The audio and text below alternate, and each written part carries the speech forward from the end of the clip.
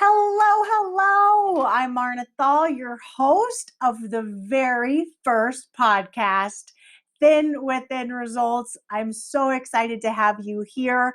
So excited to help you change your body from the inside out and become the thin you that I know is absolutely within you. And today I thought I would start by talking to you a little bit about how I lost over 35 pounds in 4 months. So let's start with a little bit of backstory. What was happening at the time? Well, when I was 12 years old, my parents owned a flower shop, and my sister, mom, and dad were all delivering flowers to a hospital when my dad went inside to go deliver flowers, and my mom and my sister were sitting in the car, and all of a sudden from behind a car came and plowed into my mom and my sister. My mom, first couple days, my mom was just kind of complaining of a stiff neck. And then weeks later, she was miserable, laid up in bed, in and out of the hospital, and struggled then for years.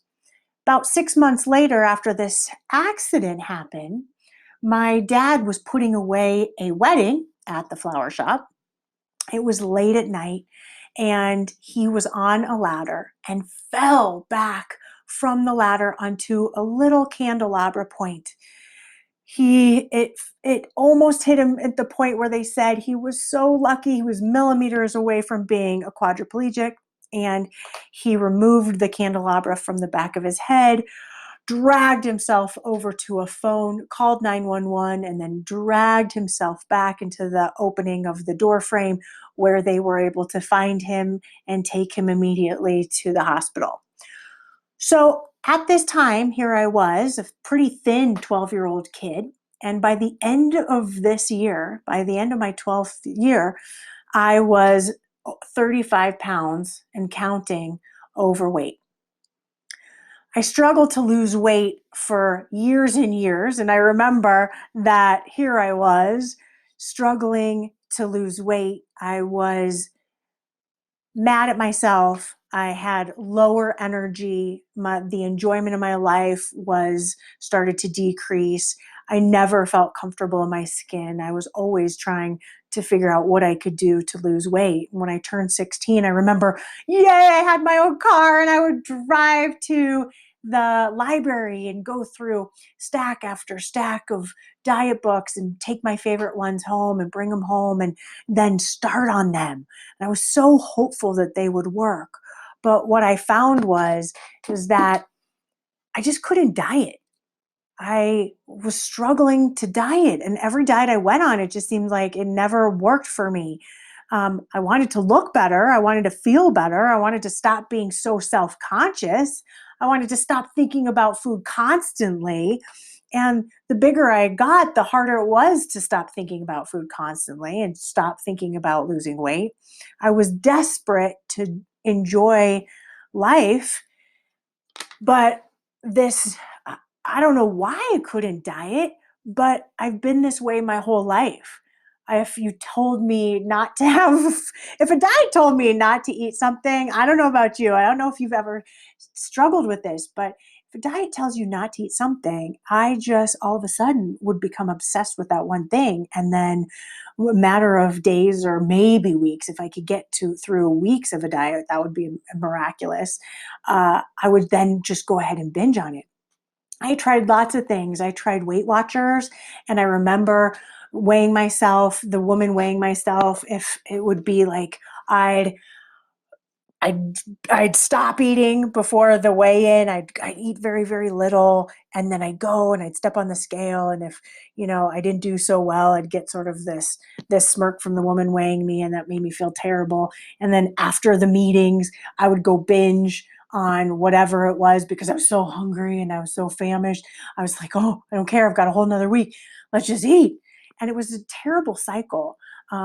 I just couldn't figure out how to lose weight. But then one day I was in my dorm room and I was watching that the business school students every month would learn from really successful authors or business owners or managers and directors of companies, of really successful companies.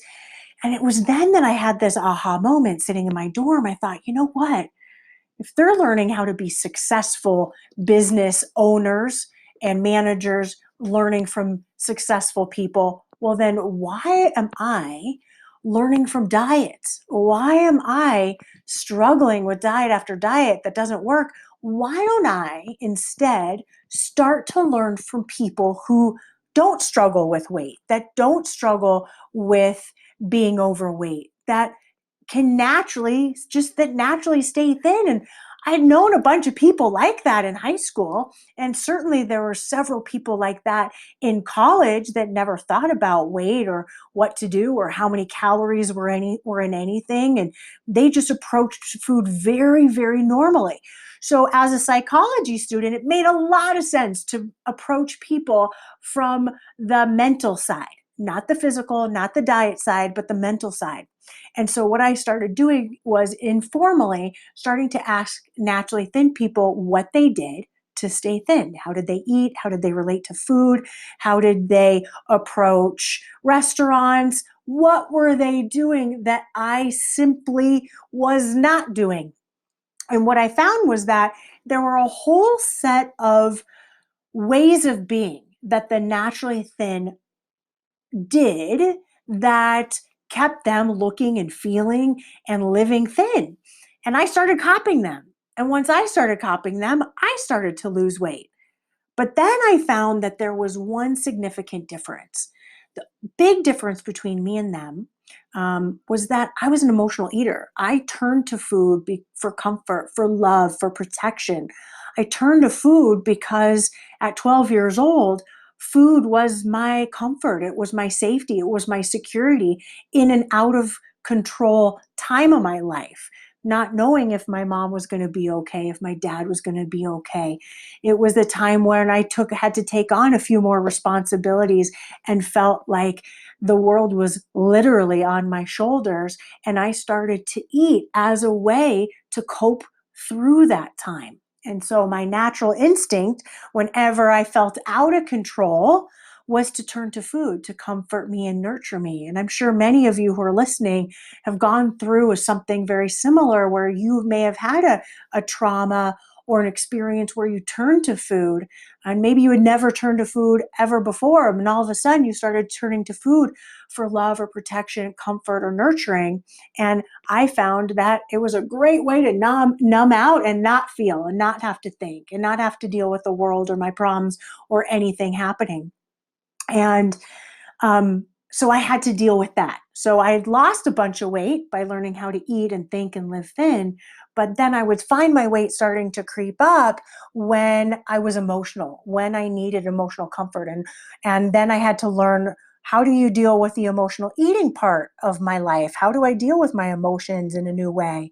And really what it came down to was separating my emotional world from my physical world, my emotions from my eating. So if I was hungry, that was time to eat. But if I wanted food and I wasn't hungry, I had to deal with my emotions in new ways so that I could stop turning to food as regularly as I was and find new coping mechanisms. And through that, my body started to transform. I started to socialize more. I began walking with more confidence. I began dating. I felt confident in my skin. I would go out to restaurants knowing that I could go out and eat anything I wanted and still be slimmer and enjoy life. It was amazing. It felt so fantastic to finally step into a thinner body and a thinner life and know and finally feel confident knowing that I didn't have to diet to slim down. I just had to tune in. Thus, then I created Thin Within. When I graduated 4 years later, I created Thin Within because many people wanted to know what I did to lose weight and how I kept it off. And it just made sense. And so here I was, pretty new at this journey. And I was 22 years old, figuring out how to start a business and how to run a business. And I've been doing this work alongside some other jobs that I had. I've been doing this work for over 20 years now, something like 23 years, 24 years. I've been doing it since I was 18. I'm 44 as at the time of this. And so I've been doing this for a long time, helping women feel and look thin from within, going deep, really looking at what stops you. And what I've really found is that slimming down is an inside job. It has a lot to do with how you think about yourself, how you relate to food, and your mindset. And so I wanted to start by sharing my story so that you could learn a little bit about me. We could start getting connected. I would love for you to comment, share your story. I want to learn what your story is and where you're at with your journey in slimming down. If you're like me and you can't diet, I'd love to hear that too. And so share with me. I want to meet new people. I want to meet you. I want to know what you're up to. And I will be sharing new episodes, new podcasts to help you rewire your brain to think, eat, and live thin. So please share. Please like this. Please let me know what kind of episodes you would like to hear, because I can't wait to keep sharing the love. And if you want further resources on what you can do, just head on over to thinwithin.com. In thinwithin.com, you're going to see something that says free resources.